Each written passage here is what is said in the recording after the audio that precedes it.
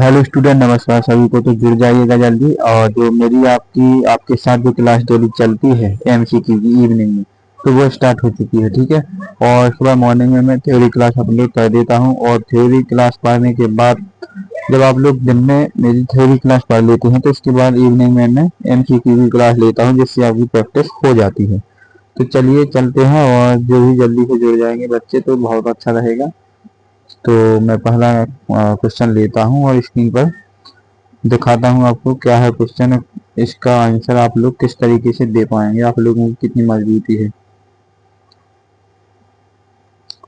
तो मेरी थीम क्या थी जो मैंने बता नहीं पाया कि मैं एसएससी रेलवे के लिए पढ़ाता हूँ और मैं जीएस का टीचर हूँ। मेरा नाम मानवेंद्र है, ठीक है।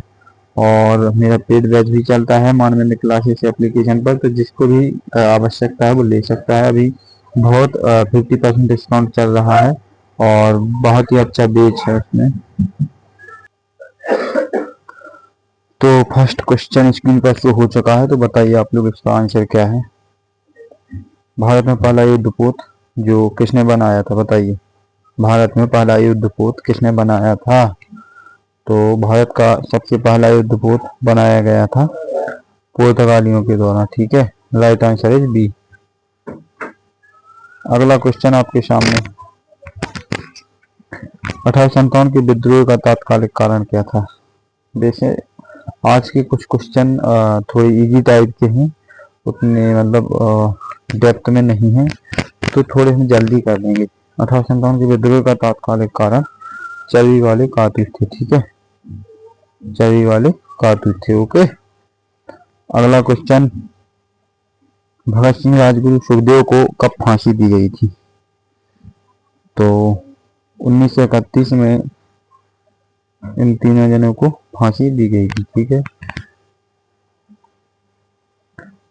अगला क्वेश्चन है पानीपत की लड़ाई।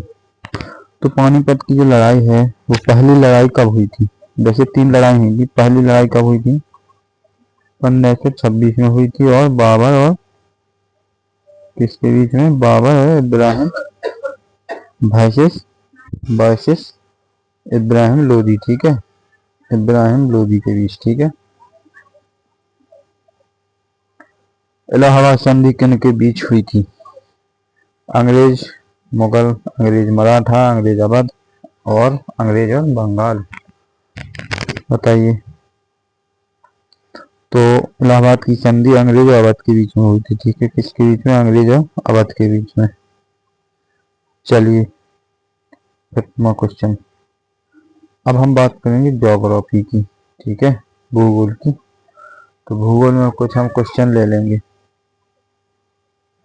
हमारा क्वेश्चन है सूर्य के सबसे नजदीक का ग्रह कौन सा है। तो सूर्य के सबसे नजदीक का ग्रह बुध होता है, ठीक है। बुध, जो कि यहाँ तो नहीं है बट यहाँ पर मिलेगा नीचे। राइट आंसर है सी, बुध है। भारत में सबसे बड़ा डेल्टा, भारत का सबसे बड़ा डेल्टा गंगा ब्रह्मपुत्र डेल्टा है, ठीक है। भारत, अच्छा, थार मरुस्थल किस राज्य में स्थित है, बताइए। थार मरुस्थल किस राज्य में स्थित है, आप लोगों को इसका जवाब देना है। तो राजस्थान में थार मरुस्थल स्थित है, और इसका भाग कुछ पाकिस्तान में आता है, ठीक है, कुछ पाकिस्तान में आता है।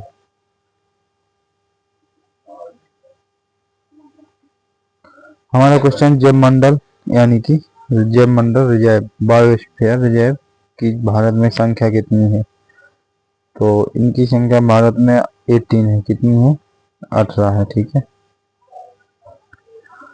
चलिए हमारा अगला क्वेश्चन क्या है। तो गंगा नदी का उद्गम स्थल बताइए, ठीक है। बहुत इजी क्वेश्चन पूछा मैंने आप लोगों से, गंगा नदी का उद्गम स्थल।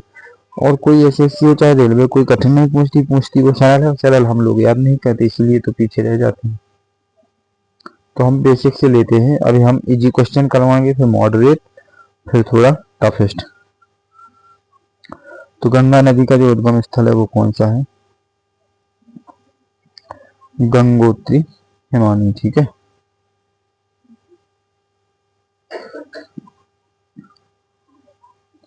अब हमारी बात चर्चा होगी पॉलिटी पर। पॉलिटी यानी कि क्वालिटी। भारतीय संविधान का कौन सा अनुच्छेद मौलिक अधिकारों से संबंधित है? तो 12 से 35, ठीक है, इसमें मौलिक आते हैं। और भाग की बात करें यदि भाग होगा 3। चलिए, भारत के राष्ट्रपति का कार्यकाल बताइए। तो भारत के जो राष्ट्रपति का कार्यकाल है वो 5 वर्ष का है। कितनी वर्ष का? 5 वर्ष का है, ठीक है। और यहाँ पर देखो ऑप्शन कुछ पीछे टाइपिंग में मिस्टेक हो जाता है, उससे आप लोगों को नहीं घबराना है, ठीक है। बताइए राज्यसभा में सदस्यों की अधिकतम संख्या। तो राज्यसभा में जो सदस्यों की अधिकतम संख्या होती है, मैंने तो 245 देखा है, 250 है इसमें, ठीक है। तो राइट आंसर इज सी, 250। जैसे तो 200 राज्यसभा में अधिकतम संख्या 245 दी जाती है। लोकसभा के प्रथम अध्यक्ष कौन थे? लोकसभा के प्रथम अध्यक्ष जीवी मावलंकर, ठीक है। बताइए भारतीय संविधान में संशोधन की प्रक्रिया किस आर्टिकल के अंतर्गत आती है? तो ये आती है आर्टिकल 368 यानी कि 368। Right answer is B. अब हम साइंस पर कुछ बात करेंगे। साइंस में हमारा क्वेश्चन है शरीर में सबसे बड़ी ग्रंथि कौन सी है? शरीर की सबसे बड़ी ग्रंथि बताइए आप लोग। तो शरीर की सबसे बड़ी ग्रंथि है वो कौन सी बताइए? वो यकृत है, लीवर है, ठीक है।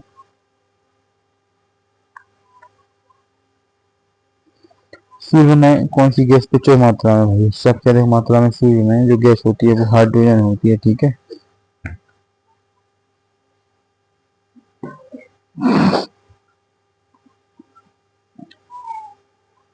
डीएनए की खोज किसने की थी? डीएनए की खोज किसने की थी? डीएनए का फुल फॉर्म होता है deoxyribose nucleic acid, ठीक है। और इसकी खोज वाटसन एवं क्रिक ने की थी। पानी का रासायनिक सूत्र क्या है? पानी का रासायनिक सूत्र H2O, ठीक है। जल का रासायनिक सूत्र।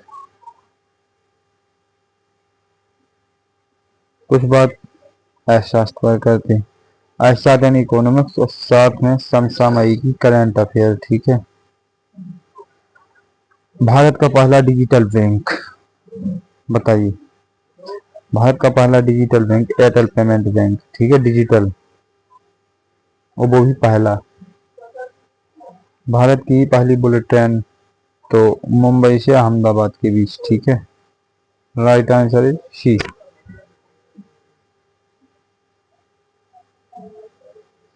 अगला क्वेश्चन है जीएसटी का फुल फॉर्म बताइए।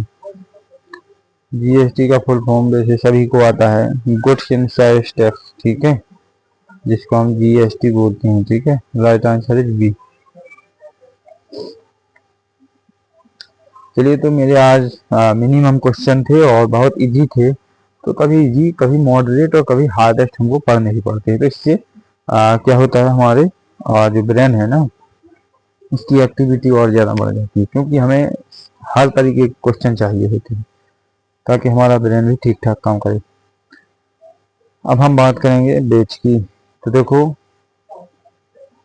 मैं लिटरली बता दूं आप लोगों को कि संजीवनी बैच जो 4.0 है, इसका मतलब है कि कंप्लीट बैच है, ठीक है। भले ही वीओडी है, वीओडी का मतलब ये नहीं होता कि इसमें कुछ, वीओडी में सब कुछ होता है, बट आप अपना डाउट नहीं पूछ सकते, ठीक है।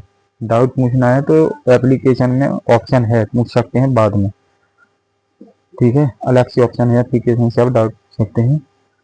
तो आपको कहाँ जाना है, जिसको भी लेना है बैच, बहुत अच्छा बैच है। और मैं बेसिकली जीएस का टीचर हूँ, तो मैं अच्छे से पॉलिटी, हिस्ट्री और साइंस पढ़ा के जानता हूँ, ठीक है।